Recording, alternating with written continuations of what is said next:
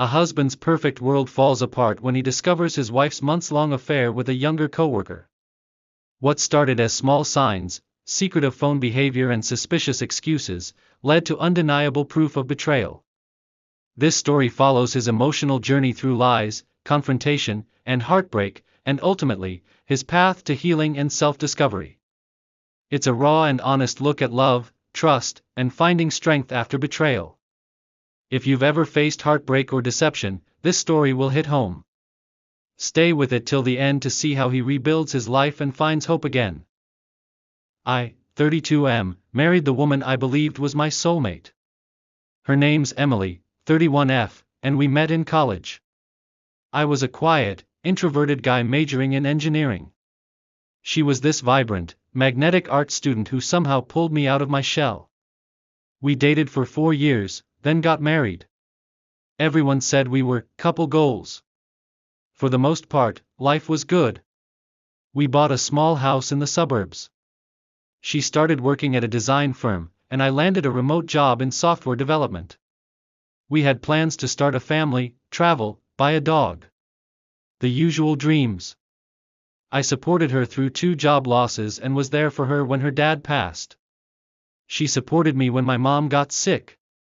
We were solid, or so I thought. The first signs were subtle. She started guarding her phone like it was a state secret. We used to have no boundaries, phones, laptops, whatever, but suddenly her messages were locked down with Face ID, and if I walked into the room, she'd flip the screen down. I noticed late-night texts and giggles. When I asked, she said it was just her girlfriends talking about dumb stuff. You wouldn't get it, she said once, laughing. Then came the sudden gym obsession. Emily never cared much about fitness, but now she was going 5 times a week, wearing makeup to work out, and buying new leggings every week. When I commented on it, she told me she just wanted to feel good about herself. Fair enough, I thought. Maybe she needed it for mental health. But the biggest red flag came one Thursday evening. She told me she was going to game night at her friend Jess's place. I had no reason to doubt it, until I saw Jess post on Instagram, from Chicago.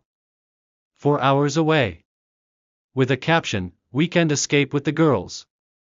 And Emily was not in the photo. When she got home around midnight, looking disheveled and strangely glowing, I asked her how the game night went. She didn't even flinch. "It was great," she said, hanging up her coat. "Jess made that horrible spinach dip again, and Sarah beat everyone at Monopoly." My blood ran cold. I wanted to scream, "Liar!" But I played dumb. "Oh, cool." Jess didn't post anything about it though. Her eyes narrowed for a millisecond, then she laughed. She probably just didn't want to post her ugly food. You know how picky she is with her aesthetic. I didn't sleep that night.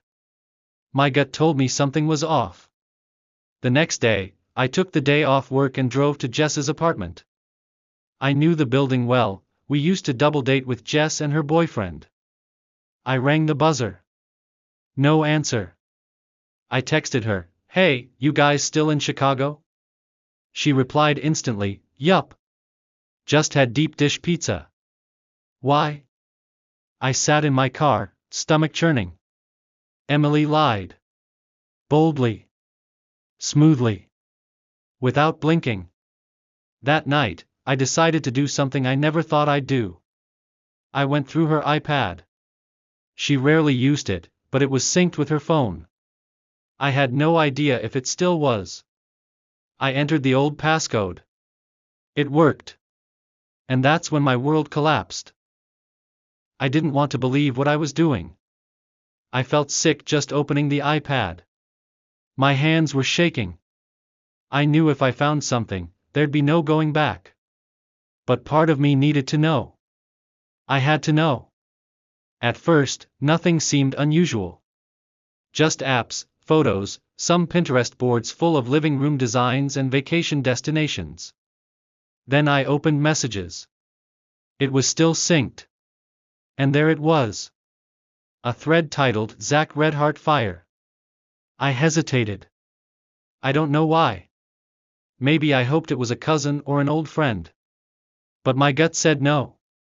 I tapped it. Zach, last night was incredible. I can still taste you face blowing a kiss. Emily, stop face with tears of joy, you're going to get me caught. But same.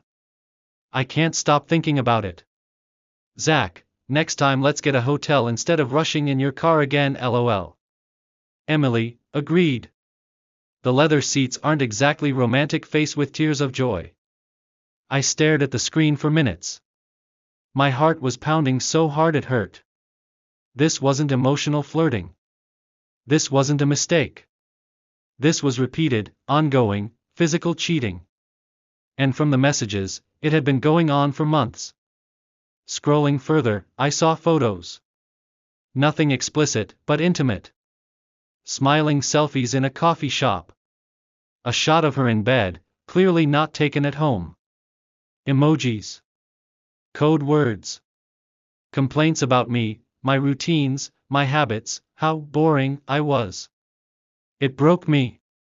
I wanted to scream. Cry. Throw the iPad at the wall. But I didn't. I took screenshots. All of them. I saved them to a hidden folder on a USB stick I kept in my office. I wasn't thinking clearly, but I knew I needed proof. That night, I acted normal. We watched a Netflix show together. She cuddled next to me like nothing was wrong. I was dying inside. The next day, I called in sick again. I did a deep dive. Found out who Zach was. Turns out he was her coworker from the design firm. New hire. Single. Younger than me by 4 years. He had a public Instagram, full of gym pics, brunches, and shirtless mirror selfies. Classic. He had even liked a couple of our wedding photos 2 years ago. The betrayal cut deeper than I expected. I wasn't just mad. I was humiliated. I spent the next few days gathering more evidence. Texts, timelines, receipts. She had told me she was working late the same night she texted him, just finished round 2 fire hot face. I was the idiot making dinner at home. Eventually, I hit a breaking point. The night before our anniversary, she came home with flowers. She said, "I can't believe it's been 6 years already. Time flies when you're with your best friend." And I just stared at her. This woman, this liar, was standing in front of me, smiling, while she was sleeping with someone else behind my back. I don't even know how I didn't explode right then. Instead, I calmly said, "Let's go out tomorrow. Fancy dinner. I made a reservation." She smiled like a kid on Christmas. "Ah, babe. You're the best." "No, Emily. I'm not the best. I'm the storm that's coming for you." I spent the entire day preparing. Emotionally. Mentally. Tactically. I wasn't just going to confront her, I wanted the truth. All of it. And I wanted her to feel, just for one night, the weight of what she did to me. I booked a fancy restaurant downtown, the kind she always begged me to go to but we rarely could afford.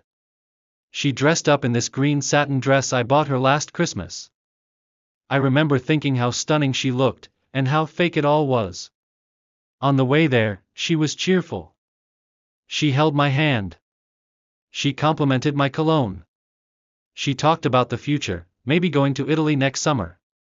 I smiled and nodded, like everything was fine. But I was burning inside. We sat at a candlelit table by the window. I ordered her favorite wine. She giggled when the waiter poured it. "I love you," she said, sipping. "You've really outdone yourself tonight." I didn't say it back. Instead, I pulled out a small white envelope. "What's this?" she asked, smiling. "Your anniversary gift," I said calmly. She opened it. Inside were printed screenshots. Messages. Photos. Dates. Times. I had even printed a few text threads between her and Zach, including one where she referred to me as the boring one I'm stuck with. Her smile vanished. What is this?" she stammered. "You tell me," I replied, keeping my voice low. "Since Jess was apparently in Chicago last week." She looked pale. Like blood had drained from her face. She started to speak, but no words came out. Just breath. Just panic. It's not what it looks like," she finally blurted out. That cliché line. I actually laughed. "Emily, it's exactly what it looks like. It's what you wrote. What you sent. Where you were. You've been cheating on me for months, and lying straight to my face. So here's your anniversary gift. The truth." She went silent. Her eyes welled up. "Please don't make a scene," she whispered. "A scene?" I said, louder than I meant to. "You mean like sneaking around with your gym boy coworker while I stayed home thinking you were playing Monopoly with imaginary friends?" People were staring now. I didn't care. She reached out for my hand. I pulled it back. "Let me explain," she whispered, frantic. "It just happened. I didn't mean for it to. I felt lonely. We weren't connecting anymore. You were always working, and I—" "No," I interrupted. "You chose this. Again and again. You lied every single day. You weren't lonely. You were greedy." She didn't respond. She just sat there, shaking. I dropped some cash on the table and stood up. "Happy anniversary," I said. Then I walked out. I didn't go home that night. I drove to my brother's place across town and crashed on his couch. He didn't ask many questions, just handed me a beer and said, "Whatever it is, we'll figure it out." I told him everything the next morning. He was furious on my behalf, but more than that, he was sad. He'd always liked Emily. We all did. The first text from her came at 6:17 a.m. "Please come home. We need to talk. I'm so sorry." I ignored it. By 9 a.m., she had sent 12 more. Apologies. Excuses. Begging. Promises. By noon, she was calling non-stop. I turned my phone off. The day after, I went back to the house while she was at work. I packed a suitcase. Took my essentials. I didn't want to see her. Not yet. I needed space to breathe, to think. Everything in the house reminded me of her, of us. Our wedding photos. The mugs we got on our honeymoon. The bookshelf we built together. Before I left, I put a note on the kitchen counter. "I'm staying somewhere else. I need time. Don't contact me." I didn't even sign it. That night, she showed up at my brother's apartment. I hadn't told her where I was, but of course, she knew. She cried at the door. Loud, dramatic, messy crying. "I made a mistake," she sobbed. "I ruined everything. Please just talk to me." I didn't even move. My brother opened the door, stepped outside, and told her to leave. That was the first time I ever saw him yell at someone. "You don't get to cry on his doorstep now," he said. "You should have thought about that before." She left. Over the next few days, I began unraveling more lies.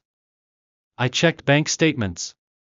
She had taken him to the same bed and breakfast she once begged me to visit with her. They had spa days. Weekend trips. A dinner at the same Italian place where we celebrated our second anniversary. It was like she had copied and pasted our life, with someone else. What hurt the most wasn't even the sex.